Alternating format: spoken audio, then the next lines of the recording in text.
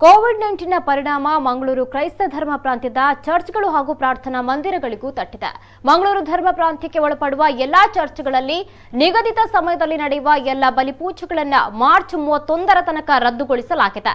ಜಿಲ್ಲಾಧಿಕಾರಿ ಹಾಗೂ ಸರ್ಕಾರದ ಆದೇಶದಂತೆ ಮಂಗಳೂರು ಧರ್ಮ ಪ್ರಾಂತ್ಯದ bishop ವಂದನೀಯ doctor Peter Paul Saldanha ಆದೇಶವನ್ನ ನೀಡಿದ್ದಾರೆ. ಕೊರೋನಾ ವೈರಸ್ ಹಿನ್ನೆಲೆಯಲ್ಲಿ ಮುನ್ನೆಚ್ಚರಿಕಾ ಕ್ರಮವಾಗಿ ಈ ನಿರ್ಧಾರವನ್ನ ಕೈಗೊಳ್ಳಲಾಗಿದೆ.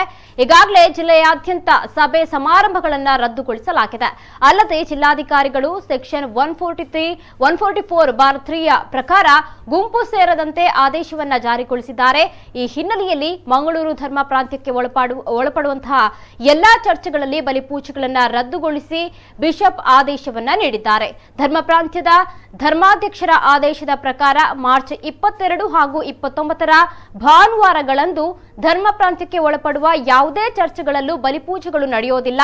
ಅಲ್ಲದೆ ವಾರದ ಮಧ್ಯೆ ಪ್ರತಿದಿನ ಬೆಳಗ್ಗೆ ಹಾಗೂ ಸಂಜೆಯ ವೇಳೆ ನಡೆಯುವಂತಹ ಬಲಿಪೂಜೆಗಳಿಗೂ ಬ್ರೇಕ್ ಹಾಕಲಾಗಿದೆ.